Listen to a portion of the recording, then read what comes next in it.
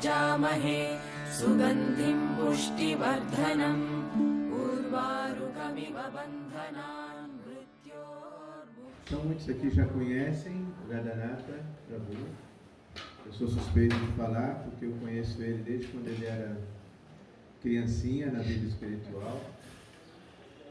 Começamos praticamente juntos em 84, 85 e um acompanhou o outro, né? A jornada do outro, as dificuldades, as facilidades também que tivemos para se desenvolver, né? E tenho a honra de ter ele aqui conosco, porque ele não é somente um conhecedor, a casta dele é da Brahmana puro, a casta dele é de, posso dizer, né, ele é a tendência intelectual dele, né, de estudo e de passar o conhecimento muito natural dele. Então, vocês estão tendo a oportunidade de ter, né, essa facilidade desse módulo 10 com um professor autêntico mesmo, ok? E além disso, um ser humano especial. Hare Krishna. Obrigado. Muito obrigado pela presença de vocês. Eu ouvi falar muito dessa turma, ouvi falar muito bem de vocês. Espero realmente estar à altura de falar aqui para tantas pessoas especiais que estão vindo aqui. E nós vamos começar, como vocês já sabem, cantando um pouco. Então vamos cantar, né?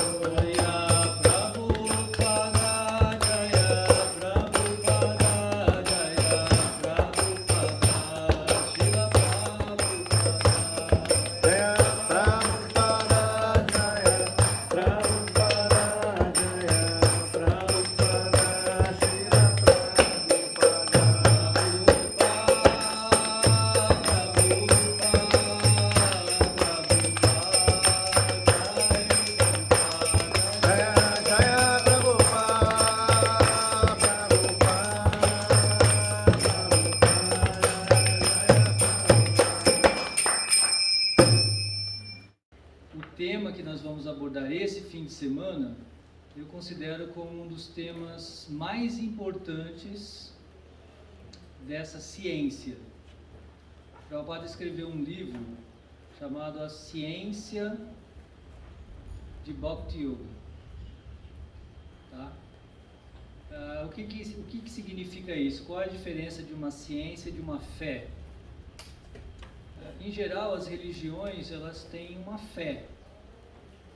Eu acredito nisso, eu acredito naquilo. Só que fé é assim mesmo, né? Assim, algumas pessoas têm fé em uma coisa e outras têm outra, e você não pode provar nada. A diferença de uma ciência é que uma ciência, ela pode ser experimentada e ela é universal. A ciência, ela é empírica. A ciência, ela é empírica, ela pode ser experimentada e ela é universal. Eu posso fazer um teste aqui, ou nos Estados Unidos, ou na Índia, ou na África, e o resultado será o mesmo. Então, eu, enquanto pensava no que falar para vocês, eu fico muito feliz de encontrar pessoas que estão realmente querendo estudar essa ciência, e não apenas acreditar em Krishna. Eu acredito em Krishna.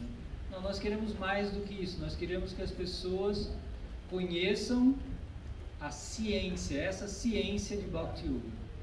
Porque se você conhecer uma ciência, primeiro que você vai ter sua fé mais fortalecida. Porque com a ciência, nós temos fé na ciência. Porque a ciência, como eu falei, ela pode demonstrar resultados. Então é importante que vocês tenham essa ciência, tenham esse conhecimento. Porque eu diria que se vocês têm esse conhecimento, vocês vão estar sempre seguros nesse processo. Tá? A gente observa que algumas pessoas vêm, né, se aproximam da gente e depois de algum tempo elas se afastam. Né? Isso pode ser uma mera visita casual de um dia e nunca mais ela volta. Ou às vezes ela visita por 1 ano, ou por 2 anos e vai embora, ou às vezes ela fica por 5 anos e vai embora.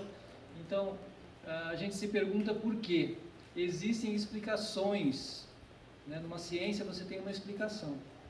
Então, se você entender essa ciência mesmo, se você se convencer dessa ciência teológica de Bhakti Yoga, eu tenho certeza que vocês não vão se afastar mais. Tá? E aqui nós vamos falar, como eu disse, neste fim de semana, nós vamos falar de um dos temas que a nossa ciência coloca como um dos, e pode ser até inclusive o mais importante, que são os devotos. Né? Nosso mestre espiritual fundador, vocês já conhecem, Prabhupada, nesse livro chamado Néctar da Devoção, ele diz: existem muitos itens na nossa prática de Bhakti Yoga. Tem muitas práticas que nós fazemos em Bhakti Yoga. Agora ele diz que há 5 que são os essenciais. Existem 5 essenciais. E ele diz que mesmo que você siga só um deles, você já tem uma posição segura. Tá? Eu gosto muito de entender as coisas assim didaticamente. Porque se você entender isso, então você vai saber, bom, isso aqui, apenas esse conhecimento desse tema, pode nos garantir uma posição dentro da Bhakti Yoga. Tá? Então, eu creio que vocês ainda não conhecem esses 5 itens. Alguém conhece? Além do Rama? Acho que não, porque isso aí é um tema mais adiantado, não está nesse primeiro curso. Mas assim, é fácil. Cantar Hare Krishna, isso aí vocês já cansaram de ouvir falar aqui. Isso aí é fundamental. Tá? Quem quiser anotar, eu acho muito interessante. Eu, pessoalmente, me apego muito a esses 5 itens. Me apego demais a isso. Sabe? Minha esperança está aí. Porque Prabhupada disse isso, então a gente sabe que é uma ciência. Então, cantar Hare Krishna, ele diz que estudar o Bhagavatam, tá? Mas a gente poderia acrescentar aqui a Gita também, né? A Gita e o Bhagavatam são obras muito importantes, elas são o fundamento da nossa filosofia e teologia. Adorar a deidade, vocês já devem ter visto também o nosso altar. O altar é muito importante porque ele estabelece a nossa relação com Krishna. Porque nós, vocês já sabem, nós somos de uma escola personalista. Para nós, Deus não é uma luz impessoal. Deus é uma pessoa. E o altar, ele funciona como um elemento de vinculação com a pessoa de Deus. O altar nos ajuda a isso. Ver a forma de Krishna, porque aí eu vejo uma pessoa. E assim eu estabeleço uma relação com essa pessoa.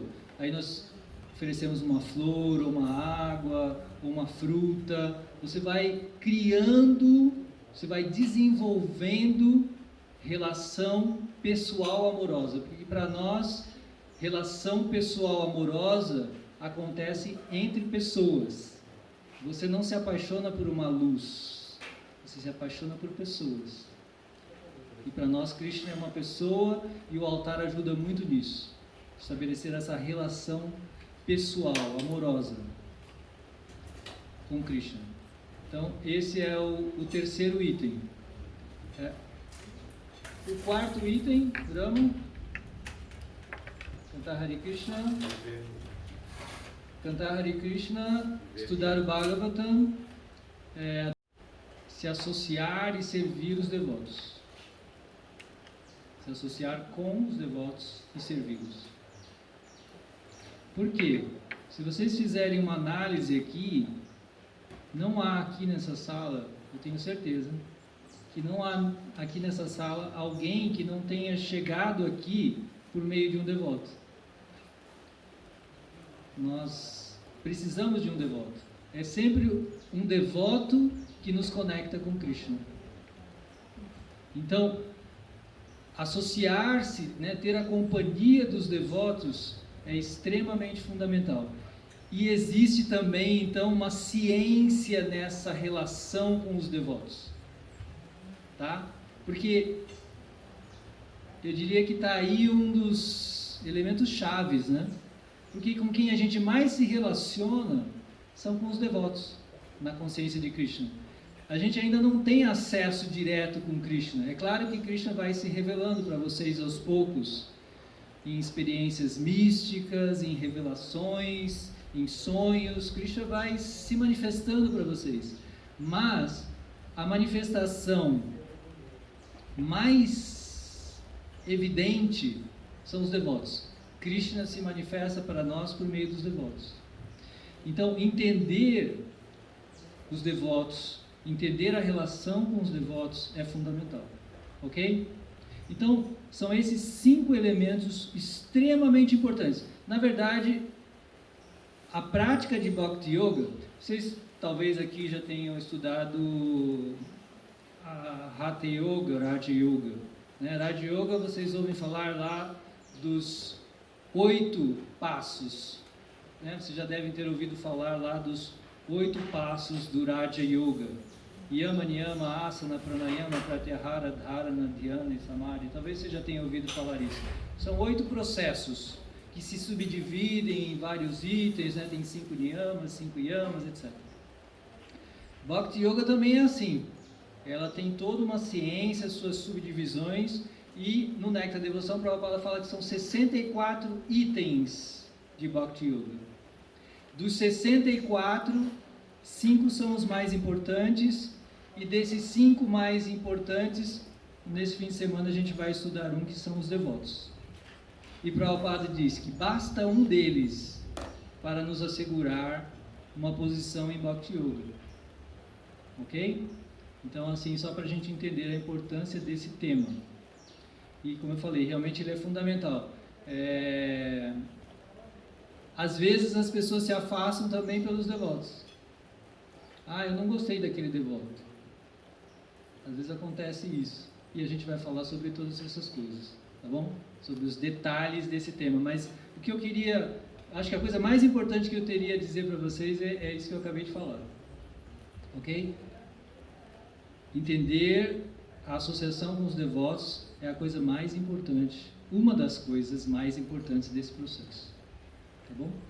O resto eu creio que vocês estudaram, ou pelo menos deveriam ter estudado, e aqui a gente vai recapitular um pouquinho, tá bom? Esses 5 itens do serviço devocional, você pode e deve implantar na sua vida, tá? Então você não precisa nenhum templo, tá? Eu estou compartilhando tudo isso com a minha experiência. Eu morei no templo, claro, por uns anos eu morei no templo, mas há 26 anos eu não moro no templo, tá bom? Então eu sou igualzinho a qualquer um de vocês aqui.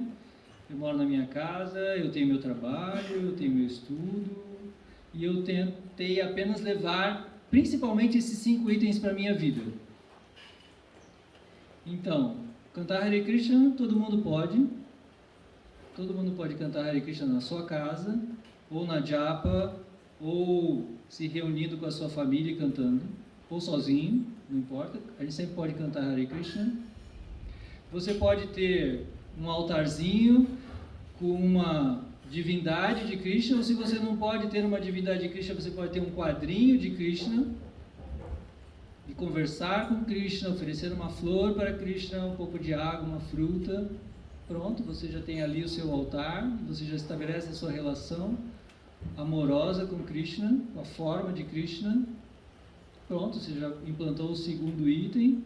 Todo mundo pode ler a Bhagavad Gita, o Bhagavatam em casa, também. Pronto, muito fácil.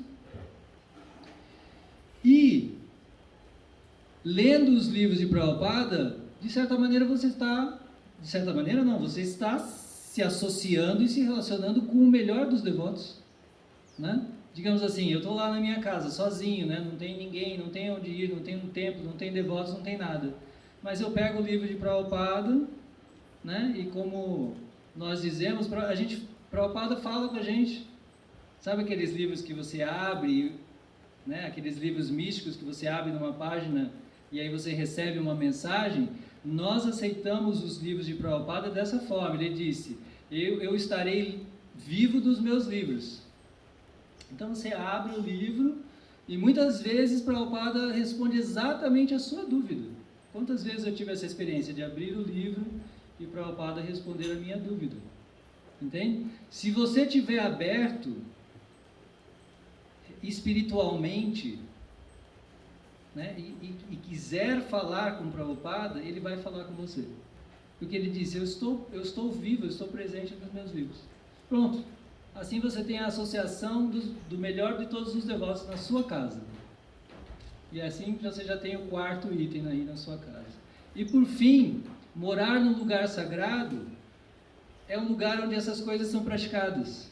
Então se você canta Hare Krishna, se você estuda os livros, se você adora a forma de Krishna,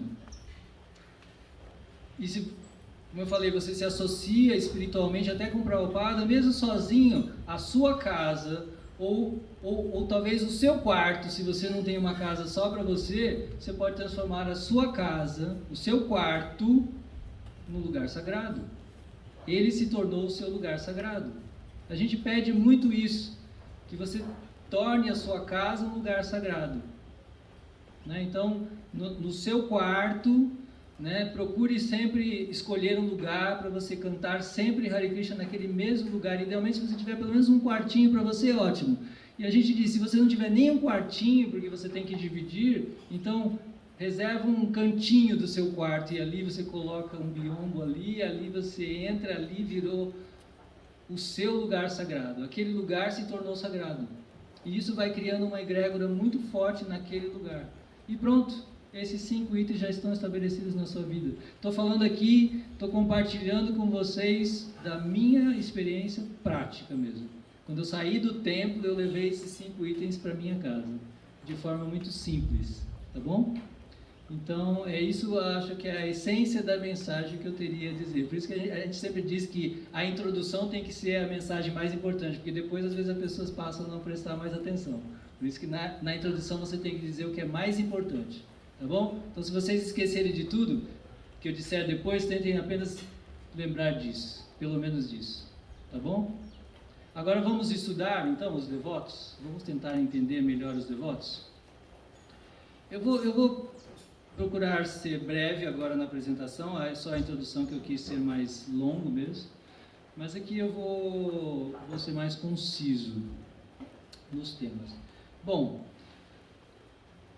os devotos, segundo Krishna na Gita, nos versos 16 a 18, ele classifica os devotos em 4 classes. Existem 4 classes. Como eu falei, aí a ciência ela começa a se desabrochar para a gente, né? Porque a gente tem uma ideia assim, uma ideia infantil que eu tinha, por exemplo, né? Eu li os livros e quando eu cheguei no templo, eu esperava encontrar todos assim santos que não pisavam nem no chão, né? Ficavam levitando assim. Porque eu li o livro de Prabhupada, né? Então eu falei, nossa, os devotos são todos santos, né? E aí, quando eu cheguei no templo, eu falei, poxa, mas aqui tem gente que não me parece tão santa assim. Porque a gente tem que começar a entender que há classes de devotos. Nós somos, como o Prabhupada mesmo dizia, nós somos aspirantes a devotos. Nós ainda não somos devotos. Eu também não sou devoto, eu sou um aspirante a devoto. Esse é o segundo Prabhupada. Tá? Então, por isso que a gente tem que começar a ter compaixão dos outros. Porque às vezes a gente exige do devoto, né? Ele não é perfeito, ele não é um santo. Porque a gente espera isso. Mas na verdade a gente tem que entender que o devoto, ele está ali praticando para se tornar um devoto. O Prabhupada diz, devoto Shukadeva Goswami, Parikshit Maharaj, são os grandes santos da nossa linha. Esses são os devotos. Mas esses que vocês encontram aqui, tá? Somos aspirantes a devotos. Então, a gente tem que ter compaixão dos devotos. Desses devotos que são iniciantes, né? Vocês acham, eles são muito adiantados. Não, nós não somos muito adiantados. Nós somos iniciantes também. Tá bom? Esse processo é para uma vida. Eu acredito que em menos de uma vida, dificilmente a gente vai se tornar um verdadeiro devoto. Em menos de uma vida de prática. Tá? Então todos nós aqui somos mais ou menos, estamos no mesmo barco, somos todos nós iniciantes. Então você tem que ter compaixão dos devotos como você tem de você mesmo. Né? Assim como você sabe, poxa, eu não estou lá nesse nível. Então, os devotos também não estão lá nesse nível, eles estão batalhando por isso. Tá? E isso é uma lição que Krishna nos dá, que existem 4 classes de devotos, 4 classes de pessoas que se aproximam dele. Então ele diz assim, o arta, o aflito, o artarti, a pessoa que deseja riqueza, o jitnyasu, o inquisitivo, né, ou curioso também a gente traduz, e o jnani, aquele que busca conhecer o absoluto. Então, essa é a primeira divisão que Krishna faz das pessoas que se aproximam dele. É interessante, né? 4 tipos de pessoas. Eu, particularmente, assim, achava que, uma pessoa que quer... Eu sempre fui muito crítico. Né? Antes de entrar. Porque eu achava que pessoas que buscam riqueza não são devotos. Porque é muito comum a gente ver isso em muitas igrejas. Pessoas que vão na igreja rezar por bens materiais. E vocês até já devem ter ouvido falar sobre isso aqui. Mas é interessante que Krishna, na sua magnanimidade, ele aceita essas pessoas também. Ele também aceita essas pessoas.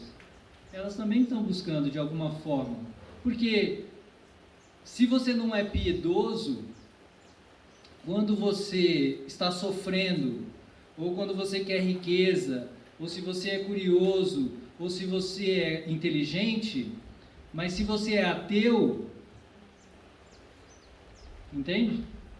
Aí você não busca Deus, obviamente.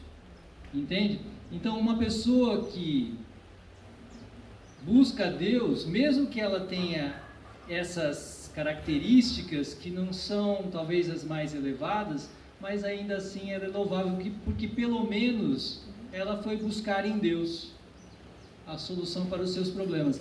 E aí, o que para mim eu acho muito interessante, essa ciência teológica, é que com um conhecimento da ciência, dessa ciência teológica, eu posso avaliar o panorama completo de qualquer religião. Então, existem religiões, né, que advogam, por exemplo, a teologia da prosperidade, que é essa daqui, né, que é o segundo elemento, o que busca Deus por riqueza. E faz parte, né? E faz parte. É um dos tipos de pessoas. Por isso existe esse tipo de igreja que advoga a conquista de bens materiais. Eu era muito, como eu falei, era muito crítico em relação a isso. Mas as palavras de Krishna me fizeram entender, não, é um tipo de religiosidade também. É melhor que a pessoa esteja lá, né, recorrendo a Deus para o alívio do seu sofrimento ou para obter riqueza, do que se ela for ateu e estiver roubando, por exemplo. Ambos querem riqueza, né? O ladrão quer riqueza, mas a pessoa ateísta, ela vai roubar, ela vai se corromper, ela vai desviar dinheiro público, não é? Então, se pelo menos ela buscar em Deus, é melhor isso. Para a sociedade, inclusive, é melhor isso. Tá? Então a gente vê as vantagens, existem muitas vantagens, e também com esse conhecimento, como eu falei, com o conhecimento dessa teologia, você pode apreciar as outras religiões, porque com fé você não consegue exatamente apreciar o outro. Você tem fé no seu Deus. Eu tenho fé em Jeová, ou em Buda, ou em Alá, ou em Krishna, ou Jesus, eu tenho minha fé. Mas eu desmereço a fé do outro, porque está baseado apenas em fé. Mas se eu tenho ciência, eu sei analisar cada tipo de religião. Olha, essa é uma religião, essa é uma teologia da prosperidade, que se enquadra aqui na segunda categoria. É toda uma teologia, aceita por Krishna. Krishna aceita isso também. Tá? Então, com isso, eu posso apreciar a religião do outro, entender exatamente onde ela se enquadra. É isso que eu falei que é interessante. Eu acho que um grande diferencial que nós temos a oferecer à sociedade, nós não estamos oferecendo apenas uma fé, nós estamos oferecendo uma ciência teológica, que faz com que você se torne uma pessoa melhor e respeitoso também aos outros. Já não valeria a pena, né, a gente entender melhor essa ciência, né, e ver a diferença de outras fés que simplesmente advogam, não, só o meu caminho salva e o resto estão todos indo para o inferno. Mas por que estão indo para o inferno? Segundo Krishna, não. Segundo Krishna, essas 4 classes de pessoas também estão evoluindo. É claro que na continuidade, né, aqui os versos são 16 a 18. Se você estudar lá, você vai ver que na continuidade do texto, Krishna vai dizer que aquele que se enquadra na categoria 4, o Jnani, que é o sábio, Krishna fala, esse é muito especial, esse é o mais elevado, tá? Agora, quando a gente fala em mais elevado, é uma coisa delicada, né? Porque aí a gente vai começar a categorizar, a minha religião é mais elevada. Não é essa a ideia. Não estamos falando aqui que uma religião é mais elevada do que a outra, mas apenas dentro de uma visão científica está mais desenvolvido espiritualmente aquele que busca Deus unicamente por sabedoria, destituído de quaisquer interesses materiais. Mas você vai chegar à mesma conclusão estudando os ensinamentos de Jesus. Jesus vai falar a mesma coisa. Tá? E aí a gente pode comparar. Todos são aceitos, tá? E jamais se considere superior a ninguém. Ah, não, eu sou aqui, eu sou um sábio, então eu sou superior. Não, não é essa a ideia. Estamos aqui analisando como uma ciência. E pessoalmente sempre nos devemos considerar muito humildes, nunca melhor do que ninguém. Essa, na verdade, é a qualidade mais elevada de um verdadeiro devoto, que ele não se considera melhor do que ninguém, tá? Mas, nas palavras de Krishna, aquela pessoa que é sábia, que se aproxima de Deus sem interesses materiais, ela lhe é mais querido. Claro, veja bem, quem você amaria mais? Isso é muito fácil numa relação amorosa. Aquele que se aproxima de você pelo que você tem ou pelo que você é? Quem quer ter um amor interesseiro aqui? Vocês gostariam de ter um amor interesseiro? Alguém que te ama pela casa que você tem, pelo carro que você tem, pelo patrimônio que você tem. Isso te agrada? Isso é amor? É interesse, né? E ninguém quer uma relação amorosa interesseira, né? A gente não quer isso. A gente tem tantos problemas em relacionamentos interpessoais por isso, né? Poxa, as pessoas, elas realmente não me amam, elas querem algo de mim. Isso dói até na pessoa, né? As pessoas mais ricas, mais famosas são as que mais sofrem por falta de amor, porque todo mundo que se aproxima quer algo dela. Raramente alguém se aproxima de uma pessoa rica, famosa, bonita, inteligente, sem interesses. Né? Como diz o Nelson Rodrigues, dinheiro cria até amor verdadeiro, né? Assim, é sarcástico isso, né? Mas é assim. E é muito triste para a pessoa que tem muito dinheiro, muita fama, muita beleza, porque, poxa, ela não gosta de mim de fato. Mas Krishna é muito magnânimo, ele aceita todos, porque ele não perde nada. Ele não tem esse medo que a gente tem, né? Ah, ela vai se aproximar de mim e vai me roubar. Krishna não tem, ele é tão autossuficiente que, segundo o Ishopanishad, se ele der tudo, ele continua possuidor de tudo. Esse é segundo mantra do Ishopanishad, que na matemática divina, se você dividir um dividido por continua 1. Deus continua completamente pleno. Ele pode dar tudo, e Ele dá tudo para as suas criaturas, mas Ele é pleno, Ele continua pleno. Então Ele não tem esse medo, por isso que Ele aceita todos. Qualquer um pode se aproximar dEle, porque Ele não perde nada. Tá bom? Então por isso que Krishna está dizendo que aquele que é sábio, que não quer nada dEle, que realmente só quer o amor, esse é especial. Tá? Não se trata de uma coisa de que Krishna é parcial, ele gosta de um, não gosta do outro. Não, é como eu falei, é como relações pessoais. Você gosta de quem te ama sem interesses. E Krishna é exatamente assim. Claro que ele gosta mais daquela pessoa que o ama sem interesses. Tem pessoas ateístas que são mais... que têm mais caráter e moral do que alguns religiosos. Eles só não aceitam o Deus que pintaram para ele, então ele não quer aquele Deus. Né? Sim, exatamente. Mas eu acho que é porque desconhecem, né? Nós acreditamos... Na verdade, as estatísticas apontam que 99% da população aceita Deus, mas cada vez mais existe um fenômeno de pessoas que se dizem espiritualistas, mas não religiosas. O que existe hoje é uma rejeição às religiões, por um fenômeno que nós chamamos de síndrome pós-traumática religiosa.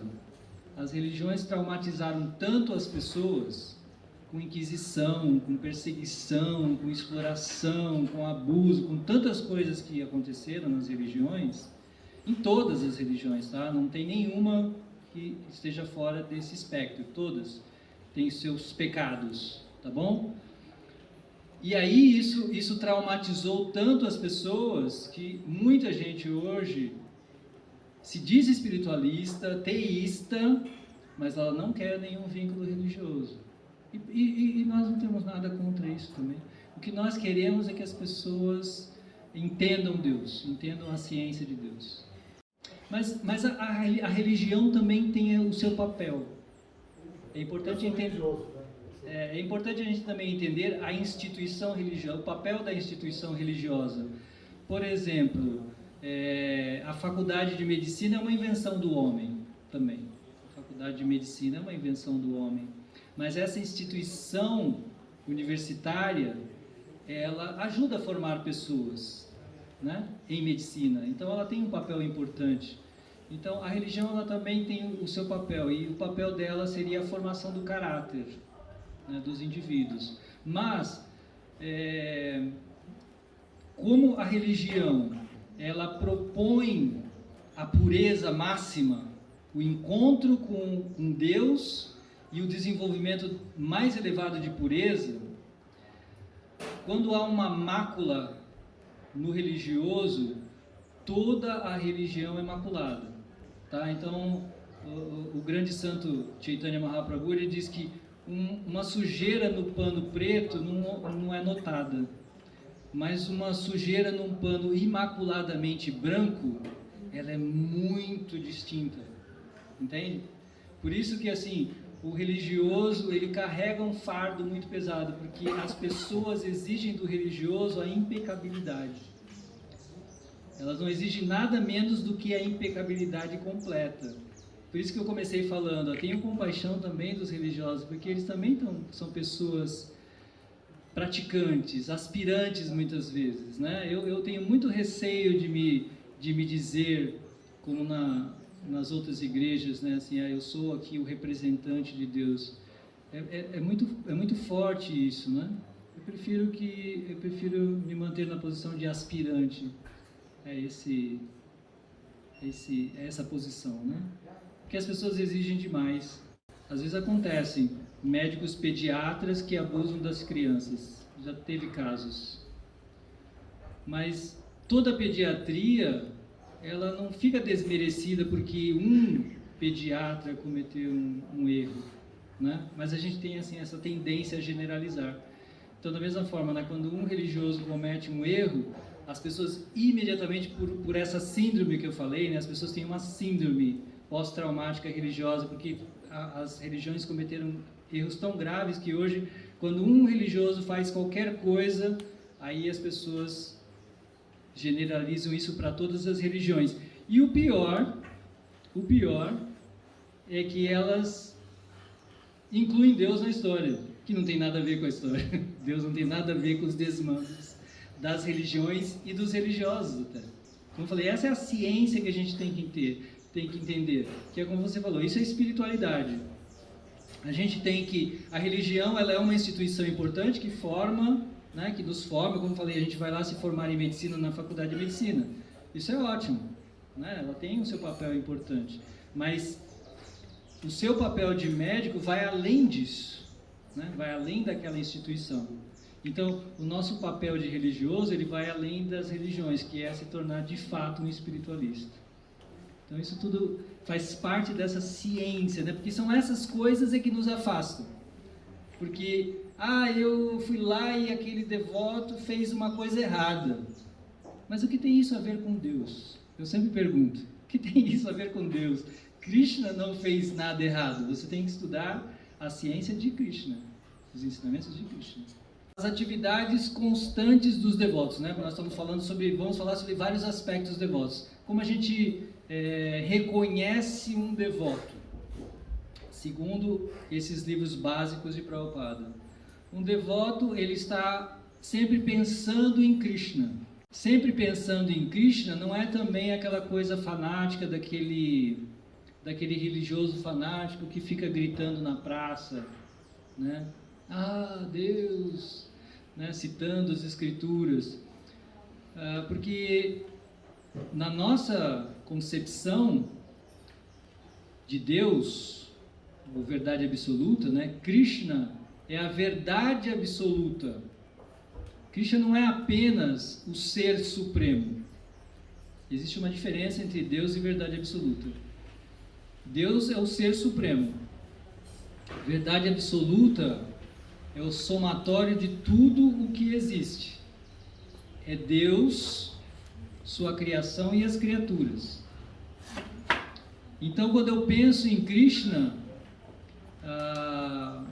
o que eu quero dizer, o que nós queremos dizer com isso é que nós pensamos tudo em relação com Krishna, tá? Então, quando eu cuido dessa fazenda, por exemplo, eu cuido dessa fazenda não porque ela é minha propriedade pessoal, mas nós cuidamos dessa fazenda como uma propriedade de Krishna. Então, eu vou cuidar da melhor maneira possível. Pensar em Krishna, por exemplo, quer dizer cuidar da sua família. Por quê? Essa família não é minha família, seu senso de posse, minha família. Não, ela não é sua família. Nós dizemos que essa família, na verdade, é a família de Krishna, e essas crianças, por exemplo, são as crianças que Deus deixou aos meus cuidados. Eu sou babá de Krishna. Krishna é o pai de todos. Krishna é o pai de todas as criaturas. E nós somos apenas como babá. Sabe aquela família que contrata uma babá para cuidar dos filhos? Então, os pais, da nossa visão, eles não são proprietários. São babás. Entende? Cujas almas foram colocadas aos nossos cuidados. Krishna nos deu esse privilégio de poder cuidar dessas pessoas. Isso é pensar em Krishna. Ver a relação de tudo com Krishna. Não é, como eu falei, uma coisa fanática, aquela pessoa que só fala em Krishna. Não, mas é a pessoa que está vendo Krishna por trás de tudo. Então ela vê os seus filhos, mas na verdade ela vê, são filhos de Krishna. Ela vê essa propriedade, ela pensa, essa é a propriedade de Krishna, eu vou deixar tudo lindo aqui para Krishna. Eu vou cuidar da minha casa, como Krishna fala na Gita. Tudo que você fizer, faça como uma oferenda a mim. Então, se você pensar que a sua casa não é a sua casa, mas sim a casa que Krishna te deu para cuidar, a casa é de Krishna. Sabe como você tem um amigo muito rico e ele te ofereceu uma casa de campo para você passar o fim de semana? É assim, Krishna nos deu uma propriedade, né, bondosamente nos ofereceu um lugar para a gente morar, e aí você cuida dessa casa, como propriedade dessa pessoa que você gosta. Isso é estar sempre pensando em Krishna, é ver tudo em relação com Krishna. Tá? Meus dons, né? O dom que eu tenho foi o dom que Krishna me deu. Então, essas são formas de estar sempre pensando em Krishna, né? Então, como você pode pensar em Krishna e se tornar um devoto, e como você também reconhecer quem é um devoto dentro dessa ciência. Dedicar a vida a servir a Krishna, iluminar-se uns aos outros, esse é um aspecto fundamental na Gita. Krishna coloca como um dos elementos mais importantes, das instruções mais importantes de Krishna é essa, o fato de que os devotos estão sempre ajudando uns aos outros, né? Lembrando-se desses conhecimentos, isso é muito importante. Mas essas atividades têm embasamento filosófico, os devotos não são sentimentalistas, né? Como eu venho falando, não são meros fanáticos que ficam gritando na praça, né? Como eu venho falando desde o início, a diferença entre fé e sentimentalismo, de razão e ciência. Nós temos o nosso amor, o amor que a gente quer desenvolver por Krishna, ele é fundamentado numa racionalidade, numa ciência de fato. O perigo da fé é ela descambar para o sentimentalismo, que é muito comum, as pessoas apenas têm um sentimentalismo, e no pior dos casos isso se torna fanatismo, sabe? Aí é o pior dos casos, é aquela fé que se deteriora, ou para um sentimento apenas, eu amo essa forma de Deus e acabou, isso aí não faz tão mal assim, mas às vezes isso se deteriora para o fanatismo ou para, pior ainda, o terrorismo, por exemplo. Não é assim? Ele mata em nome de Deus, né? Sabe-se lá que Deus é esse que ele mata em nome de Deus. Então imagine a deterioração de uma fé sentimental, sem racionalidade. É isso que nós queremos assim oferecer. Nós vamos falar também aqui da fé, mas uma fé fundamentada em razão, fundamentada em filosofia, que pode de fato convencer pessoas inteligentes. Por isso que as pessoas inteligentes na sociedade hoje não querem mais aceitar essas religiões fanáticas. Que pessoa inteligente hoje quer aceitar uma religião terrorista? Né? Um grupo de pessoas, é claro, nem existe uma religião terrorista, mas existem em religiões grupos de pessoas terroristas. Pessoas inteligentes não podem aceitar isso. Com razão, elas têm razão de não aceitar isso. Então esse é o perigo do sentimentalismo. Tá ok? E para concluir aqui, esse slide é exatamente as palavras, isso está lá na Gita, no 10º capítulo da Gita. Religião sem filosofia é sentimentalismo, ou fanatismo, ou terrorismo. Assim, em graus de degradação. E filosofia sem religião é especulação mental e muitas vezes ateísmo. Ok? Tudo bem? Eu já quero dar um intervalo aqui. Vocês têm alguma pergunta? Não? Por favor.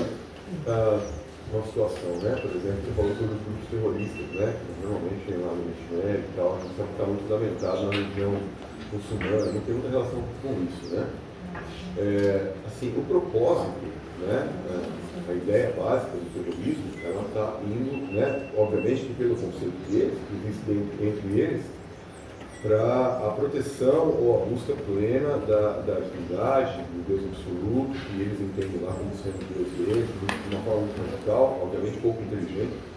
Como que Krishna, né, nesse caso, observa isso, né? Porque assim, a gente falou inicialmente com relação, né, de forma velada, o protestantismo, né, que é quem busca a religião, a Deus, pela forma material, pelo dinheiro, interesse material. Diversas religiões protestantes fazem isso, até pelo Martinho Lutero e tudo mais. Então, como é que, nessa forma radical, né, colocada pelos né, teoricamente terroristas, né, a forma como eles adotam para serem inquisitores, né, que a Igreja Católica fazia na Idade Média, por exemplo, como é que Krishna vê isso? Assim, não sei se é essa a pergunta, mas eu queria entender um pouco melhor como é visto isso na filosofia, né? Dizer o que pensa Krishna é difícil, né? Sim. Mas vamos tentar buscar elementos pelos ensinamentos de Krishna, pelo que a gente encontra nos ensinamentos de Krishna. E a gente vai ouvir, eu vou tocar para vocês uma canção onde Krishna vai falar quem é um devoto dele. E uma das qualidades mais preeminentes de um devoto é que ele é compassivo com todos os seres vivos.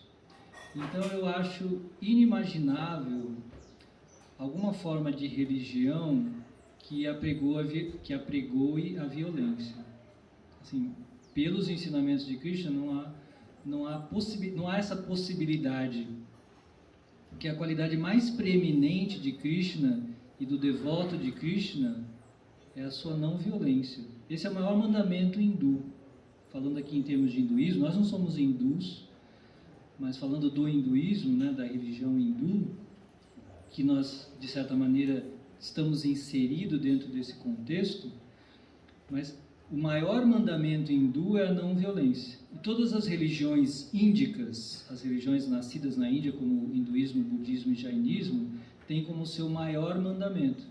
Os jainistas são aqueles que levaram esse mandamento ao seu extremo máximo, né? Eles são os que levam a não violência ao extremo máximo. E o lema deles em todos os seus templos é muito lindo, né? É o que há de mais contemporâneo no mundo de hoje, né? Que seria o que há de mais de vanguarda no mundo hoje. Eles é uma fala milenar deles lá, que está em todos os templos, que é viva e deixe viver. Tá? Esse é o mandamento máximo das religiões índicas. Tá? É nisso que se fundamenta, por exemplo, o vegetariano. Por que nós somos vegetarianos? Porque nós queremos cultivar a não violência e levar isso no máximo da nossa capacidade. Não é possível ser 100% não violento. E quando se fala em não violência, não é apenas em não matar e não comer.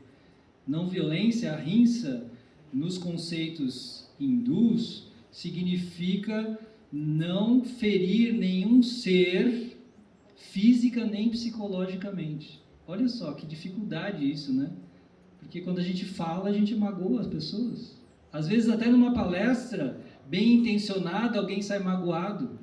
O ateísta saiu magoado. Ele falou mal dos ateístas. E aí eu feri essa pessoa. Entende? Então, quão difícil é você ser 100% não violento. Mas esse é um fundamento.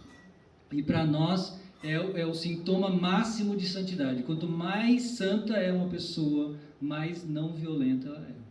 Então, dentro de uma análise apenas científica, teológica, o terrorista pode até ser considerado uma classe de religioso, mas dentro daquelas divisões que Krishna fala dos modos da natureza, vocês lembram? Vocês já ouviram falar, né? Sattva, Rajas e Tamas, está num nível de Tamas bem baixo.